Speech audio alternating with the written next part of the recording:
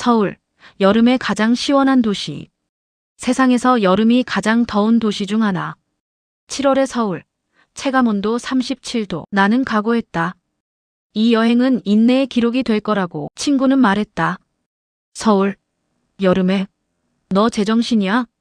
그런데 서울역 계단을 올라온 그 순간 얼굴에 닿은 건 뜨거운 공기가 아니었다. 서늘한 물 한 개였다. 그리고 나는 일주일 뒤 이 도시를 여름에 가장 시원했던 곳으로 기억하게 된다. 도쿄가 배워간 그늘막, 겨울이 든 버스 정류장, 해를 피해 머무는 곳까지. 지금부터 한 여행자가 사랑에 빠진 도시의 이야기를 들려드립니다. 서울을 시원하게 만드는 시설들. 1. 쿨링포그 235개소로 확대 운영 2026 기준. 2. 디자인 그늘막, 스마트 그늘막 약 5천여 개 규모. 3. 차량형 그늘막, 청계천 뚝섬 등 취약지역 35곳. 4. 해피소 해를 피해 머무는 곳 에어돔 기반 야외 냉방 쉼터, 광화문 청계광장 등 14곳. 5. 스마트 쉼터 버스 정류장에 냉난방 공기 청정기와 이파이비 상벨 결합한 미래형 정류장, 자치구별 확산. 6. 쿨링로드 19개소, 5.67km. 7. 쿨루프, 옥상의 태양광 반사 도료 시공 204곳 확대. 8. 도로 물청소 폭염 특보 시 하루 최대 8회, 물청소차 199대 투입. 9. 바닥분수 물놀이터 자치구 곳곳 무료 수경시설 여름 운영. 공항, 그리고 첫 열기. 비행기 바퀴가 활주로에 닿는 순간 창밖으로 아지랑이가 피어오르는 게 보였다. 아스팔트가 열을 뿜고 있었다. 나는 좌석 등받이에 머리를 기대며 작게 한숨을 쉬었다. 인천, 오후 3시 기내방송이 흘러나왔다. 현재 서울 지역 낮 최고 기온 34도, 체감온도는 36도에 이르겠다는 안내였다. 옆자리 승객이 재킷을 벗으며 혼잣말처럼 중얼거리는 소리가 들렸다. 36도라니 도쿄보다 심하잖아. 비행기 문이 열리는 순간 나는 진심으로 후회했다. 브리지를 건너오는 그 짧은 틈으로도 후끈한 공기가 밀려들었다. 도쿄에서 겪은 여름도 지독했지만 서울의 습기는 종류가 달랐다. 목덜미를 손바닥으로 붙잡는 것처럼 끈적하게 감겨왔다. 나는 셔츠깃을 잡아당기며 걸음을 옮겼다. 출발 전날 친구와 나눈 대화가 떠올랐다. 서울, 여름에? 너 제정신이야? 휴가가 이때밖에 안 나. 차라리 가을에 가. 여름 서울은 사우나야 사우나. 후회할걸. 나는 그 말에 반쯤은 동의하고 있었다. 입국 심사를 마치고 짐을 찾아 밖으로 나오자 휴대폰이 진동했다. 재난 문자였다. 번역기를 켜니 이런 뜻이었다. 폭염경보 발효, 야외 활동을 자제하고 물을 충분히 드십시오. 나는 화면을 내려다보며 쓴웃음을 지었다. 도착하자마자 경보라니. 이 여행이 어떤 여행이 될지 이미 답이 나온 것 같았다. 그래, 각오하자. 인내의 여행이다. 숙소에 도착할 때까지만 버티면 돼. 공항 철도를 탔다. 냉방이 잘 된 객차 안은 시원했지만 나는 알고 있었다. 이 시원함은 잠깐의 유예일 뿐이라는 걸. 곧 저 바깥, 지상으로 올라가는 순간 진짜 서울의 여름이 나를 덮칠 거라고. 창밖으로 도시의 풍경이 흘러갔다. 빽빽한 아파트, 유리로 뒤덮인 빌딩, 그 사이로 아른거리는 열기. 나는 가방 안에서 손수건을 꺼내 미리 이마를 닦아두었다. 서울역에 내렸다. 지하 통로는 서늘했다. 하지만 지상으로 나가는 계단 끝, 밝은 햇빛이 쏟아지는 그 출구가 마치 5분의 입구처럼 보였다. 나는 캐리어 손잡이를 쥔 손바닥에 땀을 셔츠에 문질렀다. 한 계단, 한 계단. 뜨거운 공기가 내려와 내 발목을 감쌀 거라 예상하며 나는 숨을 참듯 계단을 올랐다. 그런데 계단 끝에 올라선 순간 예상은 완전히 빗나갔다. 얼굴에 닿은 건 뜨거운 공기가 아니었다. 서늘하고 축축한 아주 미세한 물방울이었다. 나는 반사적으로 걸음을 멈췄다. 눈에 거의 보이지 않는 안개가 광장 위를 낮게 떠다니고 있었다. 그 안개를 통과하는 순간 달아올랐던 얼굴이 순식간에 식었다. 나는 어리둥절하게 멈춰서서 하늘을 올려다봤다. 비? 아니야. 하늘은 이렇게 맑은데. 사람들은 아무렇지 않게 그 안개 아래를 지나다녔다. 캐리어를 끄는 여행객도, 정장을 입은 회사원도, 유모차를 미는 젊은 부부도 오직 나만 멍하니 서서 위를 올려다보고 있었다. 광장 곳곳에 세워진 기둥, 그 위쪽에 가느다란 노즐들이 줄지어 물 안개를 뿜어내고 있었다. 하얀 김처럼 뿌옇게 퍼지는 안개가 햇빛을 받아 작은 무지개를 만들었다. 곁에 있던 한 할머니가 내 얼빠진 표정을 보고 웃음을 터뜨렸다. 책 넓은 모자를 쓴, 손에는 작은 부채를 든 할머니였다. 할머니는 손가락으로 기둥 위쪽을 가리키며 뭐라고 말했다. 나는 못 알아듣고 어색하게 웃었다. 그러자 할머니가 천천히 또박또박 한 단어를 발음해 주었다. 쿨링포크. 쿨링포그. 내가 서툴게 따라하자 할머니가 고개를 끄덕였다. 그러고는 두 손을 위로 올렸다가 아래로 흩뿌리는 신용을 하며 다시 그 손으로 얼굴을 부채질하는 흉내를 냈다. 물을 뿌려서 시원하게 한다는 뜻이었다. 나는 그제야 이해했다. 물이 증발하면서 주변의 열을 빼앗아가는 그 단순하고도 영리한 과학. 학교에서 배웠던 기화열이라는 단어가 이렇게 도시 한복판에 실제로 구현되어 있을 줄이야. 감사합니다. 내가 어설픈 한국어로 인사하자 할머니는 환하게 웃으며 손을 흔들고는 인파 속으로 사라졌다. 나는 한동안 그 자리에 서 있었다. 캐리어 손잡이를 쥔 채 물 안개가 얼굴에 내려앉는 감각을 온전히 느끼면서 땀에 젖어 무겁던 셔츠가 신기하게도 조금씩 가벼워지는 기분이었다. 등줄기를 타고 흐르던 땀이 멎었고 달아올랐던 관자놀이가 서서히 식었다. 이게 뭐지? 공항에서 여기까지 나는 완전히 잘못 생각하고 있었나? 나는 천천히 광장을 가로질러 걷기 시작했다. 물안개 구역을 벗어나자 다시 열기가 훅 끼쳤지만 방금 전에 그 몇 초가 남긴 인상은 쉽게 지워지지 않았다. 나는 뒤를 돌아 다시 한번 그 광장을 바라봤다. 수많은 사람들이 오가는 그 위로 하얀 물안개가 마치 도시가 뿜어내는 숨결처럼 부드럽게 퍼지고 있었다. 이 도시는 폭염을 그냥 견디게 두는 도시가 아니었다. 폭염과 정면으로 맞서 싸우는 도시였다. 나는 각오했던 인내의 여행이라는 말이 시작 5분 만에 흔들리는 걸 느꼈다.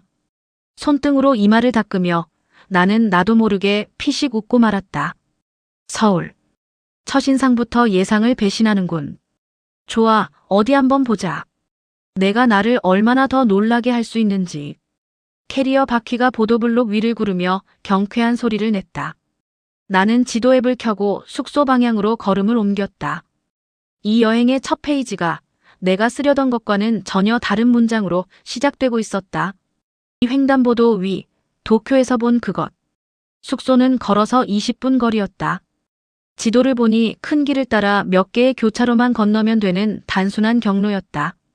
나는 캐리어를 끌고 걷기 시작했다. 서울역 광장의 물안개를 벗어나자 예상했던 대로 도시의 열기가 본격적으로 나를 맞이했다. 아스팔트에서 올라오는 지열이 발밑을 데웠고 유리 빌딩에 반사된 햇빛이 사방에서 눈을 찔렀다. 나는 손차양을 만들며 걸었다. 그럼 그렇지. 광장 하나 시원하다고 도시 전체가 시원할 리가 없잖아. 첫 번째 교차로에 도착했다. 신호는 빨간불이었다. 한낮의 햇빛은 아스팔트에 튕겨 정수리를 사정없이 두들겼다. 나는 본능적으로 그늘을 찾아 두리번거렸다. 가로수는 아직 어렸고 건물 그림자는 너무 멀리 있었다. 이 뙤약볕 아래서 신호가 바뀌기를 기다려야 한다는 생각에 나는 벌써부터 진이 빠지는 기분이었다. 그런데 고개를 들어보니 그럴 필요가 없었다. 횡단보도 앞 신호를 기다리는 사람들 머리 위로 커다란 차양막이 펼쳐져 있었다. 마치 거대한 파라솔처럼 사각형의 천막이 보행자들이 서는 자리를 정확히 덮고 있었다.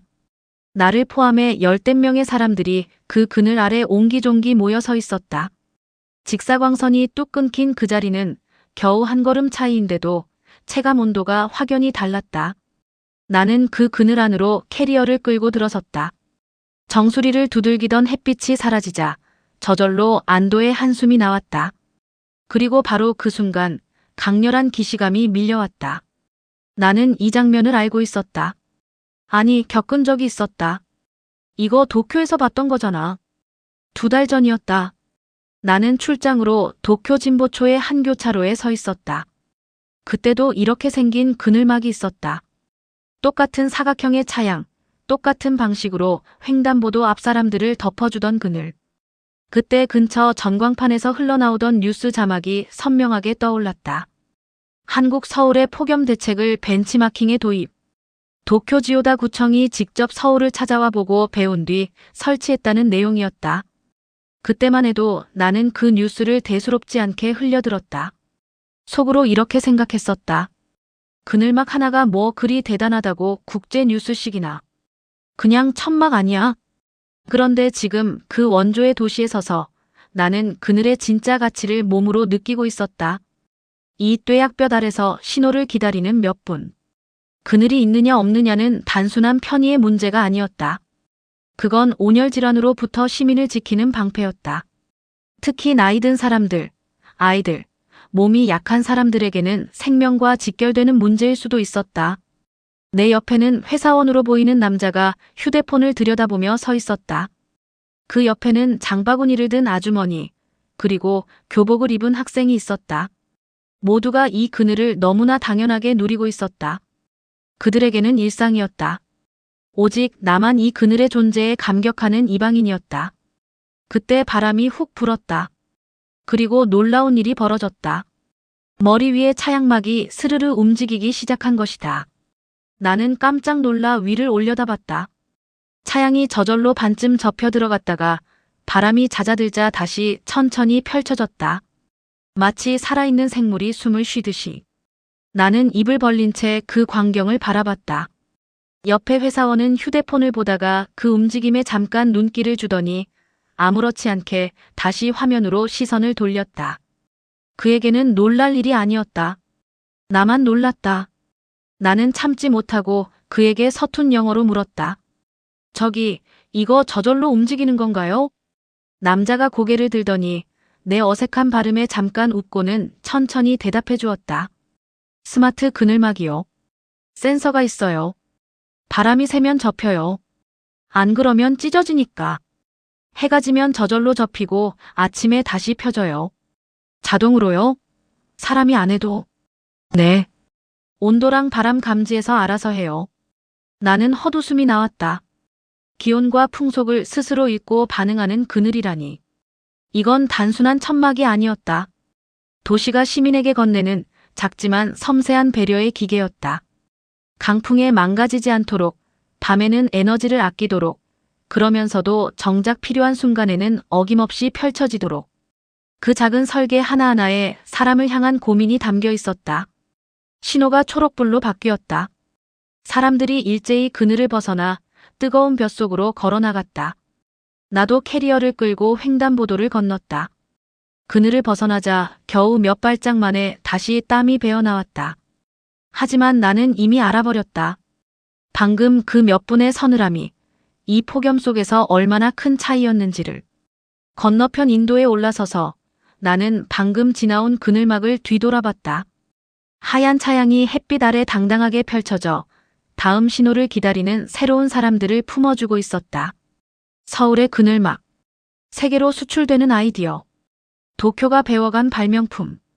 그리고 나는 지금 그 원산지를 2발로 걷고 있었다. 신기하네. 내 나라 물건도 아닌데 왜 이렇게 어깨가 으쓱해지지? 나는 픽 웃으며 다시 걸음을 옮겼다. 다음 교차로에도 그 다음 교차로에도 어김없이 그늘막이 서 있었다. 이제는 그 그늘이 나타날 때마다 반가운 친구를 만난 것처럼 마음이 놓였다. 뙤약볕과 그늘, 뙤약볕과 그늘을 번갈아 지나며 나는 이 도시가 보행자의 한 걸음 한 걸음까지 세심하게 헤아리고 있다는 걸 깨달아갔다. 숙소는 이제 코앞이었다. 버스 정류장, 유리문 안의 겨울. 숙소에서 짐을 풀고 잠깐 눈을 붙인 뒤 나는 다시 밖으로 나왔다. 해가 조금 기울었지만 열기는 여전했다. 첫날 저녁은 명동에서 보내기로 했다. 지도를 보니 버스 한 번이면 갈 수 있었다. 나는 가까운 버스 정류장을 찾아 걸었다. 저녁을 앞둔 거리는 퇴근하는 사람들로 붐비기 시작했고 다들 손부채질을 하거나 이마를 훔치며 걸음을 재촉했다. 버스 정류장에 도착했다. 그런데 정류장의 모습이 내가 아는 것과 달랐다.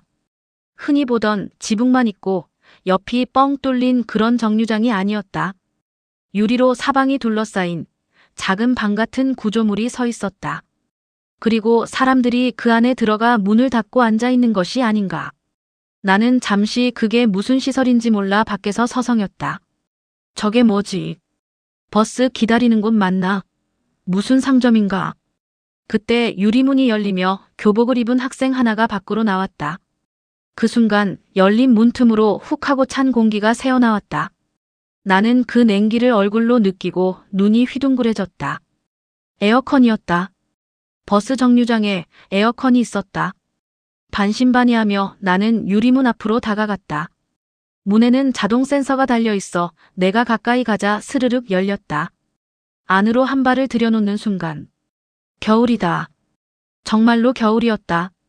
문 하나를 사이에 두고 바깥은 36도의 한여름인데 이 안은 완전히 다른 계절이었다. 시원한 냉기가 온몸을 감쌌다. 나는 저도 모르게 아하고 낮은 탄성을 흘렸다. 이마와 등줄기에 맺혀있던 땀이 순식간에 식으며 온몸의 긴장이 스르르 풀렸다. 안을 둘러봤다. 벽면에는 커다란 전광판이 있었고 거기에는 몇 번 버스가 몇 분 뒤에 도착하는지 실시간으로 표시되고 있었다. 천장에서는 공기청정기가 조용히 돌아가며 맑은 공기를 뿜었다.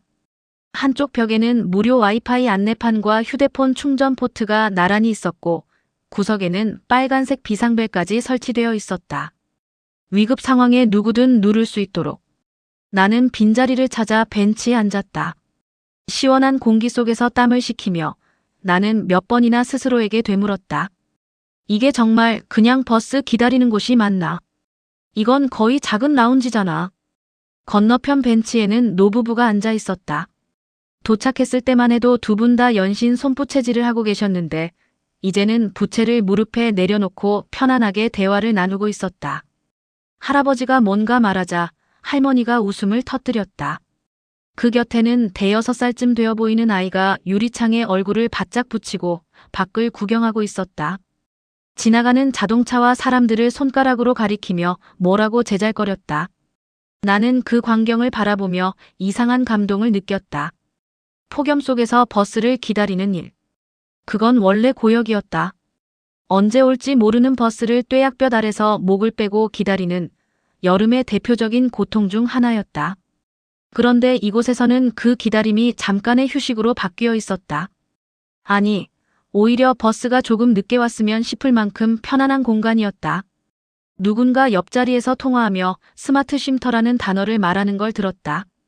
나는 그 이름을 마음에 새겼다. 스마트 쉼터.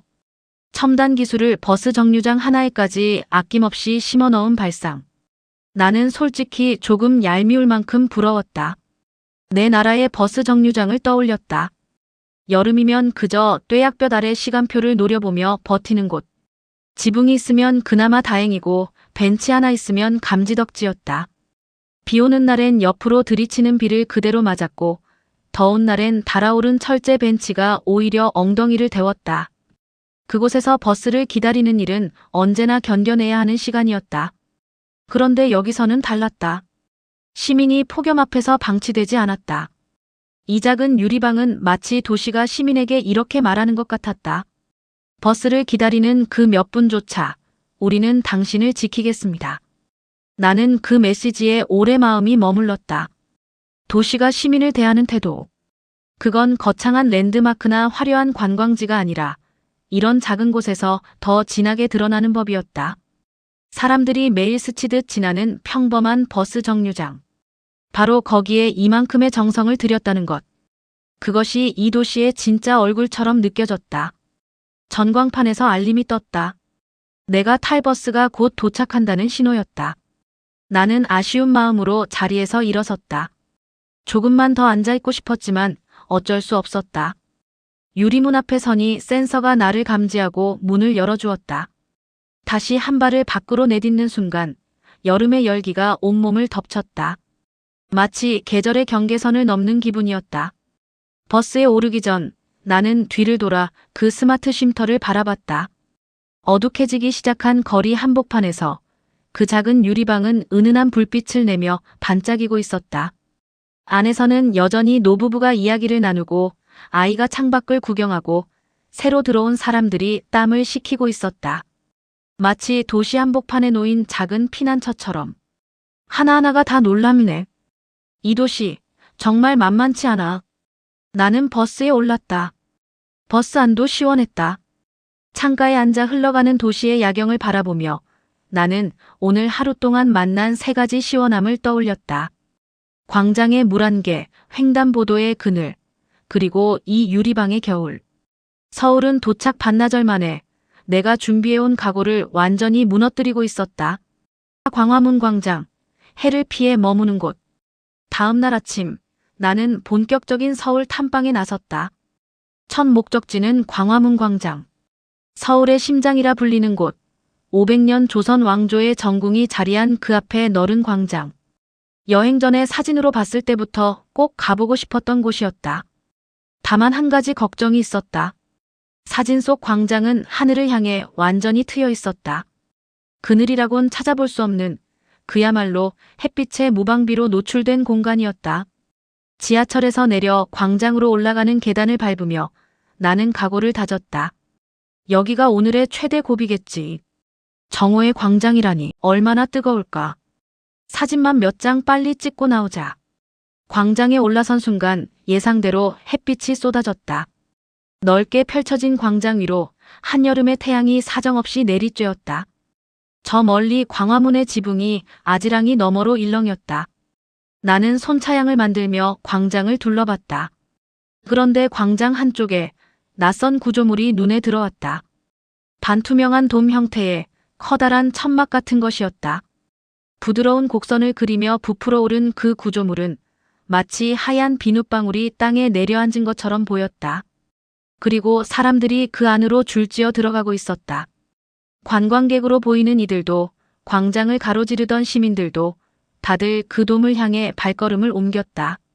나는 호기심에 이끌려 그들을 따라갔다. 돔의 입구를 통과하는 순간 나는 다시 한번 놀랐다. 안은 바깥과 완전히 다른 세계였다. 냉방이 되는 야외 쉼터였다. 천장에서 시원한 바람이 내려오고 바닥에는 사람들이 앉아 쉴 수 있는 자리가 마련되어 있었다. 바깥의 뙤약볕이 거짓말처럼 사라지고 부드러운 그늘과 시원한 공기가 나를 감쌌다. 나는 안도의 숨을 내쉬며 이마에 땀을 닦았다. 입구 옆에 안내판이 서 있었다. 거기에 큼직한 글씨로 이름이 적혀 있었다. 해피소. 그리고 그 아래 작은 글씨로 이름의 뜻이 풀이되어 있었다. 나는 번역기를 켜고 그 설명을 읽어내려갔다. 해피소. 해를 피해 머무는 곳. 나는 그 이름 앞에서 잠시 멈춰섰다. 해를 피해 머무는 곳. 그리고 그것을 행복할 해피와 장소를 뜻하는 소를 합쳐 지은 이름. 폭염을 피한다는 실용적인 뜻과 그 안에서 행복하라는 다정한 마음이 한 단어에 겹쳐 있었다. 나는 그 언어 유희의 따뜻함에 마음이 뭉클해졌다. 폭염 대책 시설에 이렇게 다정한 이름을 붙이는 나라라니. 그건 단순히 이름을 잘 지었다는 차원의 문제가 아니었다. 그 이름에는 태도가 담겨 있었다. 시설을 그저 기능으로만 보지 않고 그 안에 머물 사람의 마음까지 헤아린 태도. 딱딱한 행정용어 대신 사람을 위한 언어를 고른 그 세심함이 나는 오래도록 인상 깊었다. 도만을 천천히 둘러봤다. 그 안에는 정말 다양한 사람들이 있었다. 커다란 카메라를 목에 건 외국인 관광객, 양산을 접으며 들어온 할머니들, 그리고 헬멧을 옆에 벗어둔 채 잠깐 숨을 돌리러 들어온 배달 라이더도 있었다. 라이더는 벽에 등을 기대고 앉아 물병을 벌컥벌컥 들이켰다. 땀에 흠뻑 젖은 그의 얼굴에 조금씩 화색이 돌아오는 게 보였다. 계층도 국적도 나이도 하는 일도 모두 다른 사람들이었다. 그런데 이 냉방 아래서는 모두가 똑같이 잠시 숨을 돌리는 하나의 무리였다. 부유하든 그렇지 않든 관광객이든 주민이든 여기서는 아무 상관이 없었다. 그저 더위에 지친 사람이라면 누구나 들어와 쉴 수 있었다. 그때 지친 표정의 외국인 커플이 돔 안으로 들어왔다. 남자는 셔츠가 땀으로 흠뻑 젖어 있었고 여자는 부채질을 하며 힘겹게 걸음을 옮겼다.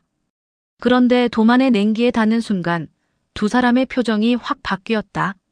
서로를 마주보더니 안도와 놀라움이 섞인 웃음을 터뜨렸다. 남자가 뭐라고 말하자 여자가 고개를 끄덕이며 활짝 웃었다. 나는 그 장면을 바라보며 이상하게 가슴이 따뜻해졌다. 도시가 만든 그늘 하나가 낯선 사람들 사이에 잠깐의 공동체를 만들어내는구나. 나는 한동안 그 돔 안에 앉아 있었다.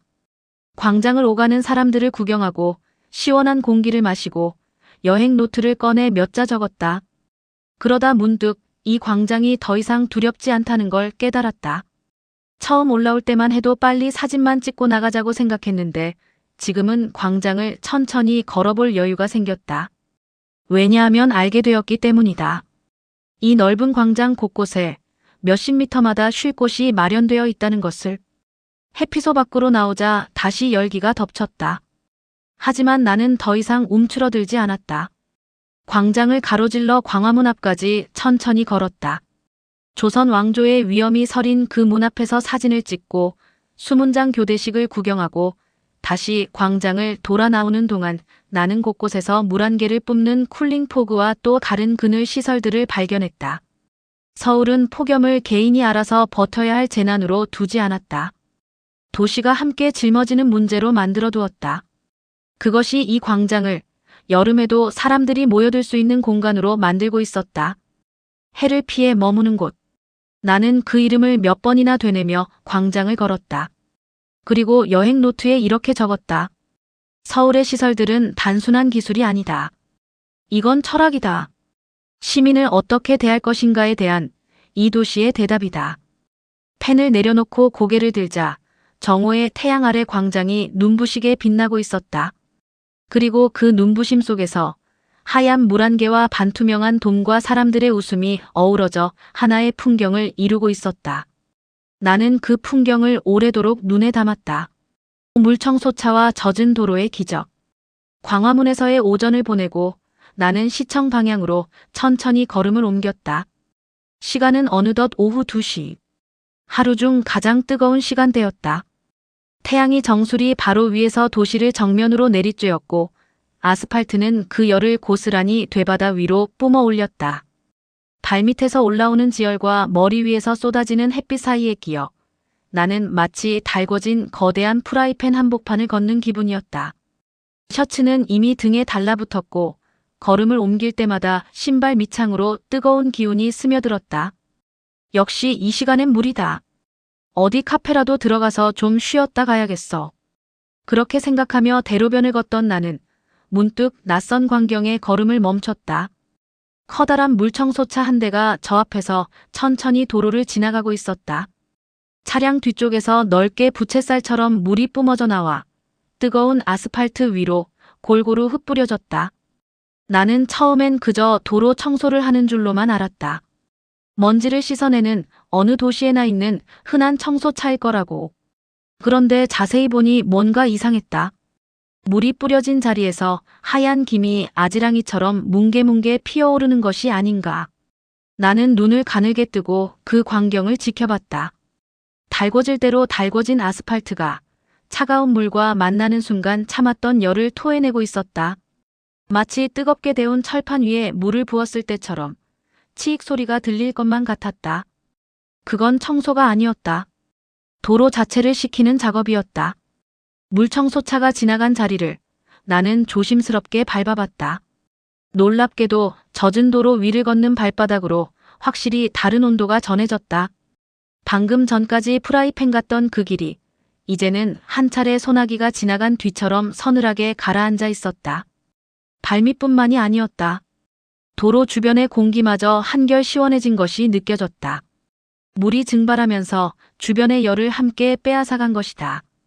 어제 서울역 광장에서 만났던 쿨링포그와 똑같은 원리가 이번에는 도로 전체를 무대로 펼쳐지고 있었다. 내가 신기한 듯 발밑의 도로를 계속 내려다보고 있자 근처에서 좌판을 펴놓고 물건을 팔던 노점 상인 아저씨가 먼저 말을 걸어왔다. 책 넓은 모자를 쓰고 목에는 수건을 두른 인상 좋은 아저씨였다. 그는 내가 외국인인 걸 한눈에 알아채고는 서툰 영어와 손짓 몸짓을 총동원해가며 친절하게 설명해 주었다. 저거 하루에 여러 번 와요. 폭염 알지? 아주 더울 때. 폭염경보 나오면 저 차가 하루에 8번까지 다녀요. 8번이나요? 내가 놀라 되묻자 아저씨는 손가락 8개를 활짝 펴 보이며 크게 고개를 끄덕였다. 응, 8번. 아침 10시부터 오후 3시, 제일 더울 때 집중해서. 도로가 뜨거우면 도시 전체가 뜨거워져요. 이걸 뭐라 하더라? 아, 열섬 현상. 그거 막으려고 물 뿌리는 거예요. 열섬 현상. 나는 그 단어를 알고 있었다. 도시의 아스팔트와 콘크리트, 빽빽한 건물들이 낮 동안 태양열을 잔뜩 머금었다가 밤이 되어도 그 열을 계속 내뿜어서 도심이 주변 지역보다 훨씬 더워지는 현상. 서울처럼 인구가 밀집한 거대 도시에서는 특히 심각한 문제였다. 그런데 서울은 그 열섬의 근원인 도로를 이렇게 직접 물로 식히고 있었던 것이다. 그것도 하루에 8번씩 도시 곳곳에서. 나는 이 도시가 문제의 원인을 정확히 짚어내고 거기에 정면으로 대응하고 있다는 사실에 감탄했다. 나는 아저씨에게 감사 인사를 전하고 다시 걷기 시작했다. 그런데 조금 더 나아가자 또 다른 광경이 눈에 들어왔다. 이번에는 물청소차가 아니었다. 도로 가장자리를 따라 물이 얇은 막을 이루며 졸졸 흐르고 있었다. 마치 작은 개울처럼 도로 표면 위로 물이 끊임없이 흘러내렸다. 나는 그 앞에 쪼그려 앉아 물의 흐름을 한참 동안 관찰했다. 뒤따라온 노점 아저씨가 그걸 보고는 다시 다가와 설명을 덧붙였다. 아, 그건 쿨링로드예요. 도로에 아예 물을 계속 흘려요. 파이프가 도로 밑에 깔려 있어요. 여기 광화문에서 시청, 저기 숭례문까지 쭉 이어져요. 걷는 사람들 시원하라고 만든 거예요. 도로 밑에 파이프를 깔아서 물을 계속 흘린다고요? 나는 감탄을 감추지 못했다. 물청소차가 주기적으로 지나가며 도로를 식히는 것도 놀라운데 아예 도로 밑에 배관을 매설해 상시로 물을 흘려보내는 길까지 만들어 놓다니. 나는 그제야 이 도시가 폭염과 싸우는 방식이 얼마나 집요하고 얼마나 다층적인지를 온전히 실감했다. 하늘에서는 쿨링 포그의 물 한 개로, 머리 위로는 자동으로 펼쳐지는 그늘막으로, 버스를 기다리는 곳에서는 에어컨이 든 유리방으로, 광장 한복판에서는 햇피소라는 냉방돔으로, 그리고 이제 발밑에 도로까지 물청소차와 쿨링로드로 어느 한 곳도 그냥 내버려 두지 않았다. 위에서 아래까지 도시의 모든 층 위에서 서울은 더위와 싸우고 있었다. 마치 여러 겹의 방패를 겹겹이 두른 것처럼. 나는 그 촘촘함에 소름이 돋았다. 젖은 도로 옆에 서서 나는 문득 다른 생각에 잠겼다. 이 모든 것이 저절로 굴러가는 게 아니라는 사실 말이다. 물청소차 한 대가 하루에 8번 도로를 도는 동안 그 운전석에는 사람이 앉아 있었다. 이 뙤약볕 아래서 냉방도 시원찮을 낡은 트럭에 몸을 싣고 남들을 시원하게 하기 위해 뜨거운 도로를 몇 번이고 도는 사람. 쿨링로드의 배관이 막히지 않도록 점검하는 기술자. 쿨링포그 노즐 하나가 고장나면 사다리를 타고 올라가 수리하는 정비공. 그늘막이 강풍에 망가지지는 않았는지 확인하러 다니는 공무원. 화면에는 결코 잡히지 않는 화려하지 않은 사람들. 그들이 흘리는 땀으로 이 도시의 시원함이 만들어지고 있었다. 그렇구나. 이 시원함은 결코 공짜가 아니었어. 누군가의 세금과 누군가의 밤샘 회의와 누군가의 새벽 노동으로 만들어진 거였어. 나는 김이 피어오르는 젖은 도로를 한참 동안 바라봤다. 물기가 서서히 증발하며 도로가 다시 마르기 시작했다. 그러면 또 얼마 뒤 물청소차가 다시 이 길을 지날 것이다. 그렇게 하루에 8번. 여름 내내 매일같이 누가 알아주지 않아도 이 도시는 시민을 위해 묵묵히 땀 흘리는 법을 아는 도시였다. 눈에 보이는 화려한 시설 뒤에는 눈에 보이지 않는 수많은 사람들의 성실함이 켜켜이 쌓여 있었다. 나는 그 보이지 않는 성실함에 조용히 경의를 표하며 다시 걸음을 옮겼다. 발밑의 도로가 아직 서늘하게 젖어 있었다. 혓바닥 분수, 아이들의 여름. 그날 저녁 나는 특별한 목적지 없이 발길 닿는 대로 동네 골목을 걸었다. 해가 뉘엿뉘엿 기울며 하늘이 주황빛으로 물들기 시작했다. 낮의 살인적인 더위가 조금씩 누그러지고 어디선가 저녁밥 짓는 냄새가 골목을 따라 흘러나왔다. 관광지가 아닌 사람들이 실제로 살아가는 동네의 풍경. 나는 이런 순간을 유독 좋아했다. 여행지의 진짜 얼굴은 화려한 명소가 아니라 이런 평범한 골목에서 드러나는 법이니까. 그렇게 걷던 중 어디선가 아이들의 웃음소리가 들려왔다. 까르르 터지는 웃음, 신이 나서 지르는 함성. 그 소리가 어찌나 밝고 경쾌한지 나는 나도 모르게 소리가 나는 쪽으로 발길을 돌렸다. 골목을 하나 돌아서자 작은 공원이 나타났다. 그리고 그 공원 광장 한복판에서 놀라운 광경이 펼쳐지고 있었다. 광장 바닥에서 물줄기가 솟아오르고 있었다. 바닥에 뚫린 여러 개의 구멍에서 물기둥이 리듬을 타고 위로 뿜어졌다가 잠시 멈췄다가 다시 다른 패턴으로 힘차게 솟구쳤다. 바닥 분수였다. 그리고 그 물기둥 사이사이를 수십 명의 아이들이 뛰어다니고 있었다. 물이 위로 솟을 때마다 아이들은 비명 같은 환호를 지르며 그 아래로 뛰어들었고 온몸으로 물세례를 맞고는 까르르 웃음을 터뜨렸다. 옷이 흠뻑 젖는 건 아무도 신경 쓰지 않았다. 아니, 오히려 더 젖으려고 안달이 난 모습이었다. 어떤 아이는 솟아오르는 물기둥을 두 손으로 붙잡으려 애쓰다 미끄러질 뻔했고 어떤 아이는 아예 바닥에 털썩 주저앉아 물을 온몸으로 맞으며 하늘을 올려다봤다. 저물어가는 노을빛에 물방울이 반짝이며 사방으로 흩어질 때마다 그 광경은 마치 살아 움직이는 한 폭의 그림 같았다. 나는 근처 벤치에 앉아 그 광경을 오래도록 지켜봤다. 그리고 문득 한 가지 사실을 깨달았다. 이곳에는 입장료도 매표소도 문지기도 없었다. 그저 동네 한복판에 자리한 누구나 자유롭게 들어와 놀 수 있는 무료 물놀이터였다. 특별한 예약도 준비물도 필요 없었다. 그저 근처에 사는 아이라면 혹은 지나가다 마음이 동한 아이라면 누구든 뛰어들어 여름을 마음껏 즐길 수 있었다. 폭염이라는 재난이 이 작은 공간 안에서는 아이들의 신나는 놀이로 완전히 바뀌어 있네. 그것이 나는 가장 놀라웠다.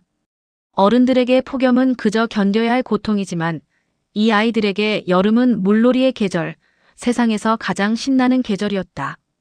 도시가 만든 시설 하나가 견뎌야만 하는 계절을 즐길 수 있는 계절로 바꿔놓은 것이다. 나는 그 발상의 온기에 마음이 데워졌다. 폭염 대책이라고 하면 흔히 딱딱하고 실용적인 것만 떠올리기 쉬운데 서울은 거기에 즐거움이라는 색깔까지 입혀냈다. 방어에서 그치지 않고 그 방어를 놀이로 승화시킨 것이다. 분수 주변으로는 부모들이 둘러앉아 있었다. 물에 젖은 아이들을 흐뭇하게 바라보며 서로 이야기를 나누고 휴대폰으로 그 순간을 사진에 담았다. 한 젊은 엄마가 커다란 수건을 활짝 펼쳐들고 서 있다가 물에 흠뻑 젖은 아이를 품에 폭 감싸 안았다. 아이는 몸을 부르르 떨면서도 눈을 반짝이며 소리쳤다. 엄마, 한 번만 더. 딱 한 번만 더 놀게. 엄마는 짐짓 안 된다는 표정을 지어 보이다가 결국 못 이기는 척 웃으며 아이를 다시 물속으로 놓아주었다. 아이는 세상을 다 가진 듯 신이 나서 다시 물기둥을 향해 달려갔다. 그 곁에는 할아버지 한 분이 부채질을 하며 벤치에 앉아 계셨다. 손주가 노는 모습을 바라보는 그 얼굴에 오랜 세월이 새긴 주름과 함께 더없이 잔잔한 미소가 번져 있었다. 세 세대가 한 분수 앞에서 여름 저녁을 함께 나누는 풍경. 물놀이에 여념없는 손주, 그 모습을 흐뭇하게 지켜보는 부모, 그리고 그 둘을 모두 품에 담고 바라보는 조부모. 나는 그 장면 앞에서 잠시 카메라를 들었다가 이내 슬며시 도로 내려놓았다. 어떤 장면은 사진으로 남기는 것보다 그냥 마음속에 온전히 담아두는 편이 나았다. 렌즈라는 유리를 통하지 않고 두 눈으로 직접 바라보고 싶은 순간이었다. 노을이 점점 짙어지며 하늘이 붉게 타올랐다. 분수의 물줄기가 그 붉은 빛을 머금어 황금빛으로 빛났다. 아이들의 웃음소리는 그칠 줄을 몰랐고 나는 그 소리를 배경음악 삼아 오래도록 벤치에 앉아 있었다. 그러다 문득 부러움과 존경이 뒤섞인 묘한 감정이 가슴속 깊은 곳에서 차올랐다. 시원함을 특권이 아니라 누구나 누리는 일상으로 만들어둔 도시. 그것이 이 작은 물놀이터의 진짜 의미였다. 값비싼 워터파크에 갈 형편이 안 되는 집의 아이도 여기서는 얼마든지 마음껏 물놀이를 할 수 있었다. 돈이 있든 없든 어느 나라에서 왔든 나이가 많든 적든 이 물줄기 앞에서는 모두가 평등하게 시원했다. 시원함이 돈으로 사야 하는 사치가 아니라 도시가 시민 모두에게 공평하게 나눠주는 선물이 되어 있었다. 그 평등함이 나는 무엇보다 아름답게 느껴졌다. 서울의 여름은 그저 견디는 계절이 아니었어. 함께 나누는 계절이었어. 나는 물 튀는 소리와 아이들의 웃음소리를 들으며 마침내 스스로 인정하고 말았다. 이 여행이 어느새 이 도시와 깊이 사랑에 빠지고 있다는 것을. 첫날 공항에서 그토록 단단히 각오했던 인내의 여행은 이제 어디에도 없었다. 대신 매 순간 이 도시는 나를 새롭게 놀라게 하고 감동시키고 마음 깊은 곳까지 따뜻하게 데우고 있었다. 해가 완전히 저물고 공원에 하나둘 가로등이 켜졌다. 바닥 분수는 야간 조명을 받아 형형색색으로 빛나기 시작했다. 파랑, 초록, 분홍으로 물든 물줄기 사이에서 아이들은 여전히 지칠 줄 모르고 뛰어놀았다. 나는 천천히 자리에서 일어나며 마지막으로 그 풍경을 한 번 더 눈에 담았다. 물빛과 웃음과 저녁 노을이 어우러진 서울의 어느 지극히 평범한 여름 저녁을, 그 평범함 속에 깃든 비범한 배려를. 다시 공항, 그리고 남은 것. 일주일은 눈 깜짝할 사이에 흘러갔다. 마침내 떠나는 날 아침이 밝았다. 공항으로 향하는 리무진 버스를 타기 전 나는 캐리어를 끌고 서울역 광장에 다시 섰다. 처음 이 도시에 도착했던 바로 그 자리. 일주일 전 나를 처음으로 놀라게 했던 그 쿨링 포그가 여전히 그 자리에서 부지런히 하얀 물 한 개를 뿜어내고 있었다. 이제 나는 놀라지 않았다. 대신 나는 스스로 그 안개 아래로 걸어 들어가 조용히 눈을 감았다. 서늘하고 미세한 물방울이 얼굴에 사뿐히 내려앉는 그 감각을 이번에는 온전히 음미했다. 일주일 전에 나는 이 물 안개 앞에서 영문을 몰라 어리둥절하게 하늘만 올려다봤었다.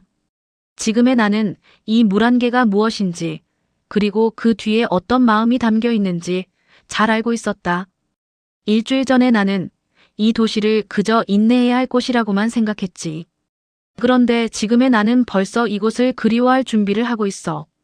눈을 감은 채 나는 지난 일주일을 천천히 되짚어봤다.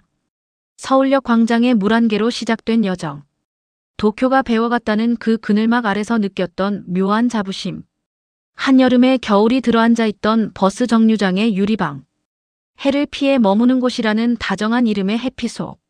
하루에 8번 도로를 식히던 물청소차와 발밑을 서늘하게 적시던 쿨링로드. 그리고 저 붉은 노을빛 속에서 아이들이 마음껏 뛰놀던 바닥 분수까지. 돌아보면 서울이 내게 준 시원함은 단순한 온도의 문제가 아니었다. 그것은 하나의 태도였다. 폭염이라는 거대하고 버거운 문제 앞에서 이 도시는 시민들에게 결코 각자 알아서 버텨라라고 말하지 않았다. 대신 도시가 먼저 나섰다.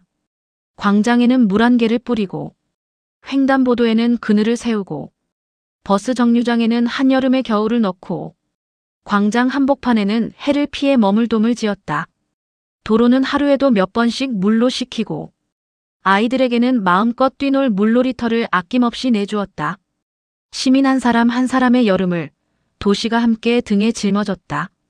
그 무거운 짐을 개인에게만 떠넘기지 않았다. 그 마음이 나는 오래도록 잊히지 않을 것 같았다. 시설의 첨단 기술보다도 그 시설을 만들게 한 바로 그 마음이. 공항으로 가는 리무진 버스에 올랐다. 창가 자리에 앉아 나는 휴대폰을 꺼내 이번 여행의 소감을 적기 시작했다. 손가락이 화면 위에서 잠시 머뭇거리다 이내 한 문장을 완성했다. 여름의 가장 시원한 도시 서울. 적어놓고 다시 보니 우스운 문장이었다.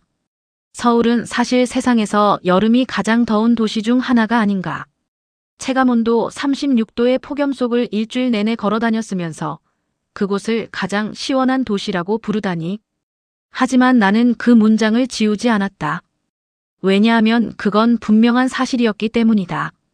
물리적인 온도로만 따지면 서울은 틀림없이 뜨거운 도시가 맞다. 하지만 시민을 향한 배려의 온도로 따지자면 서울은 내가 지금껏 가본 그 어느 도시보다도 시원했다. 더위를 오롯이 개인의 몫으로 방치하지 않고 도시 전체가 함께 맞서 싸우는 그 자세. 바로 그 온도에서 서울은 진정 가장 시원한 도시였다. 창밖으로 도시의 풍경이 흘러갔다. 빽빽하게 들어선 빌딩들, 그 사이로 언뜻언뜻 보이는 광장의 물안개, 교차로마다 어김없이 펼쳐진 하얀 그늘막. 처음 도착했을 때는 그저 뜨거운 콘크리트 정글로만 보였던 이 도시가 이제는 곳곳에 시민을 향한 세심한 배려가 숨어있는 살아 숨 쉬는 하나의 유기체처럼 느껴졌다. 나는 그 풍경을 눈에 담으며 조용히 미소 지었다. 내 나라로 돌아가면 사람들에게 이 이야기를 하게 될 것이다.